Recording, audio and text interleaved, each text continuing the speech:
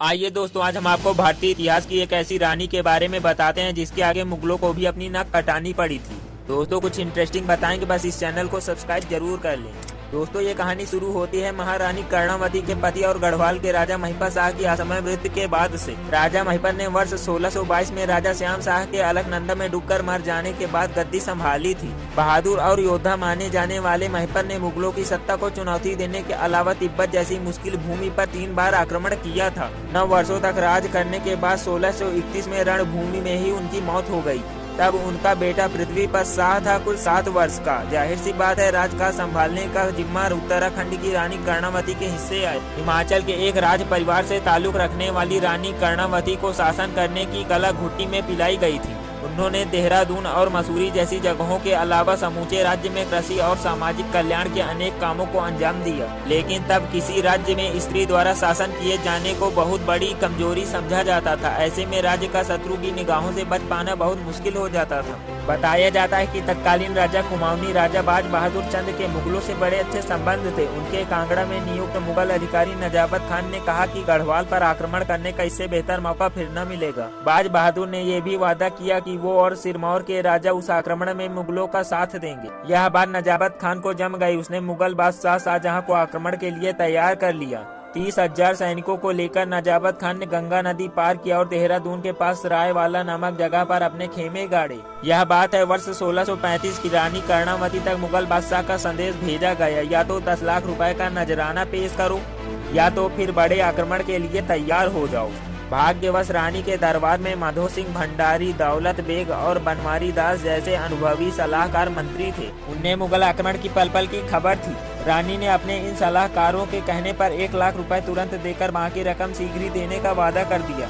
हालांकि बची हुई रकम उन्होंने नहीं भेजा। इससे क्रोधित होकर मुगल सेनापति नजाबत खान ने फौज को लेकर श्रीनगर की तरफ बढ़ना शुरू कर दिया। श्रीनगर में गढ़वाल रियासत की राजधानी हुआ करती थी। 17वीं शताब्दी में इटली से निकोलाउ मानुची नाम का एक यात्री भारत आया था।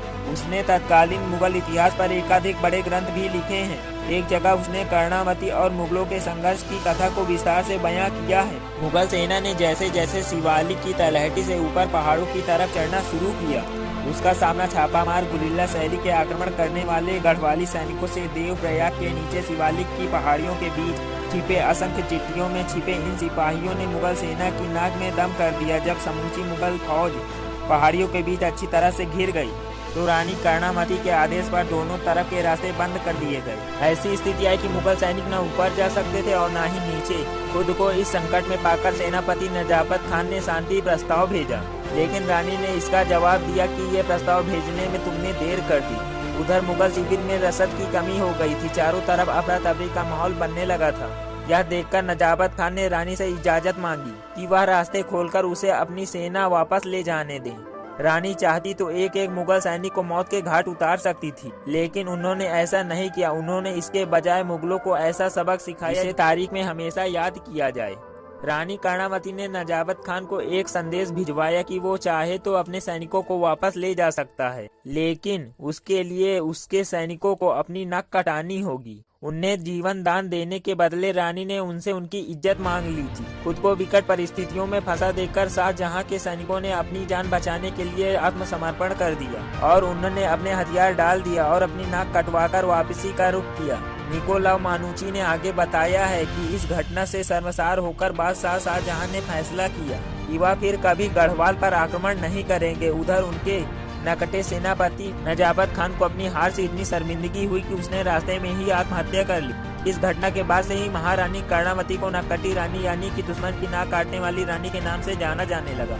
तो दोस्तों ये थी इतिहास की वो महान बहादुर रानी जिसने हार नहीं मानी और अपने दुश्मनों को ऐसा सबक सिखाया कि वो जीवन भर याद रखेंगे। दोस्तों वीडियो अच्छा लगा हो तो इसे लाइक शेयर सब्सक्राइब करना ना भूलें। मिलते हैं इसी तरह के नए इंटरेस्टिंग वीडियो के साथ।